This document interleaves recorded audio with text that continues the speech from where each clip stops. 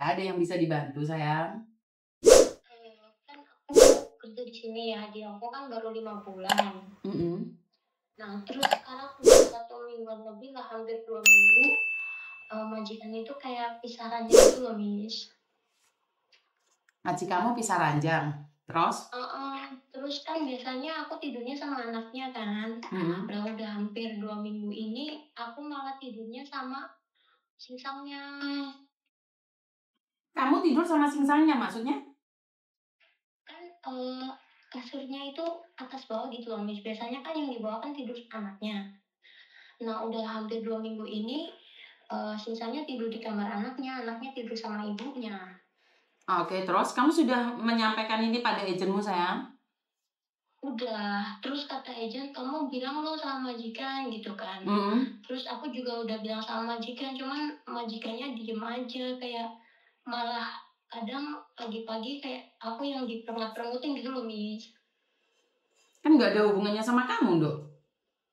Iya, makanya kayak aku tuh bingung kan, aku udah bilang kan, maksudnya kalau tidur di situ terus akunya juga nggak nyaman kan, soalnya kan aku naik turun pasti singsangnya itu di bawah, terus kepalanya juga kan pas di tangga aku naik gitu loh, Miss.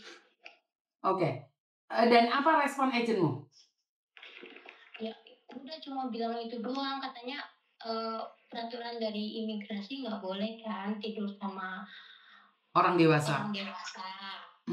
Terus coba lo kamu ngomong sama majikan. Aku udah ngomong sama majikan, cuman majikan nggak nggak apa? Maksudnya nggak respon, diem aja. Ya udah, laporkan sama KJRI, Dok. Itu jadi masalah nggak ya, Miss? Aku takut. Nah, inilah yang saya katakan, pastinya ada konsekuensinya, sayang. Tetapi bagaimanapun kamu harus melindungi dirimu. Cuman tetap konsekuensinya kamu yang harus bertanggung jawab. Nah, gimana? Menurut kamu gimana gitu loh? Karena takutnya kamu tiba-tiba dipecat, mereka cuman mungkin bertengkar sebentar aja karena mereka ada masalah pribadi, akhirnya mereka maunya seperti itu. Yang penting intinya majikanmu nakal nggak yang cowok, itu pendapat saya ya. Gini loh, Miss ya, kan awalnya kan majikan aku yang cowok kan cuek banget ya, paling nanya ngomong itu kayak Cece aku mau makan kalau siang kan, soalnya majikan yang cowok kan kerjanya malam, pulangnya pagi kayak jam 4 jam 5 gitu. Terus kalau siang juga bangunnya kan jam 2 jam 3, paling ngomongnya Cece makan gitu kan. Nah, terus udah hampir 1 bulanan itu kayak suka mau bercandain aku gitu loh, Mi. Terus megang-megang pundak aku. Ya jangan mau, kalau itu harus kamu yang mencegah, sayang. Kalau sudah mulai kayak gitu, bisa jadi itu pelampiasan dari majikanmu. Ngerti nggak? Iya, aku sih coba menghindar gitu. Aku juga kan orangnya cuek, gak mau banyak ngomong sama majikan cowok ya. Apalagi orang kadang yang cewek aja aku ngomongnya seperlunya kan. Betul. Masalah kerjaan doang. Terus apalagi sama majikan cowok gitu loh, Miss. Terus Betul. aku juga mau lapor kan, takutnya gini. Ya antara aku dipecat dan dia ngerekod aku jelek, atau dia dengan baik hati terus terima laporan aku gitu loh. Oke, ya itu tetap aja konsekuensinya tetap seperti itu, sayang. Karena mereka kan lagi berantem nih, otomatis kan dampaknya tetap ada di kamu. Ini repotnya jadi pembantu itu, sayang. Iya, makanya Miss aku bingung. Gini aja, karena sangat bahaya menurut pendapat saya ya. Tetapi dompetmu lebih bahaya nggak? Kita harus mikirin dompet dong. Kalau kamu masih mau butuh ya bertahan, yang penting tidak terjadi sesuatu hal.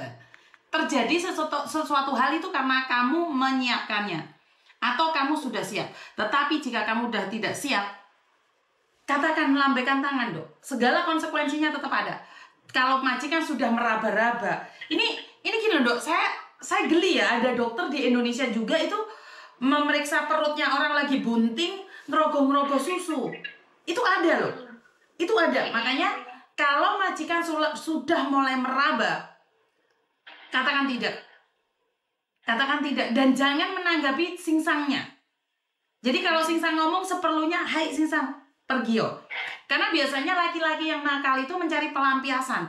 Dan pelampiasannya kalau di luar nggak masalah, pelampiasannya di pembantu kan kita yang mati kutu. Bener nggak sayang? Iya bener. Jadi kamu pertimbangkan nih, kira-kira majikanmu arahnya ke jelek atau biasa aja, tanggapin biasa aja. Karena bahaya sayang, kalau udah berani ngeraba itu bahaya banget. Iya, aku juga kan jadinya takut, jadinya kayak canggung gitu loh, Mi. Betul. Kita perempuan punya harga diri. Iya, bukan kepedean ya, cuma Betul, enggak, saya paham sayang. Karena bukan kamu GR, tapi kalau udah kegatelan itu memang kamu harus menghindar sayang. takutnya kan dari pundak nanti kita diemin aja terus Nyampe pantat. jadi kurang ajar. Iya gitu Betul, loh, Miss. betul. Jadi kalau sekarang ini kan kamu masih berapa bulan, kondisinya seperti itu harus ada bukti loh, Dok. Jadi pelecehan itu harus ada bukti. Mereka nggak bisa backlist kamu kalau ada buktinya, ngerti? Ngerti. Pelecehan sangat sulit sekali dibuktikan karena habis ngeraba itu nggak kelihatan. Habis ngeraba nggak ada buktinya, nggak bisa di USG, bukan di USG. Bisa apa? Di apa? Kalau itu di polisi tuh diapain?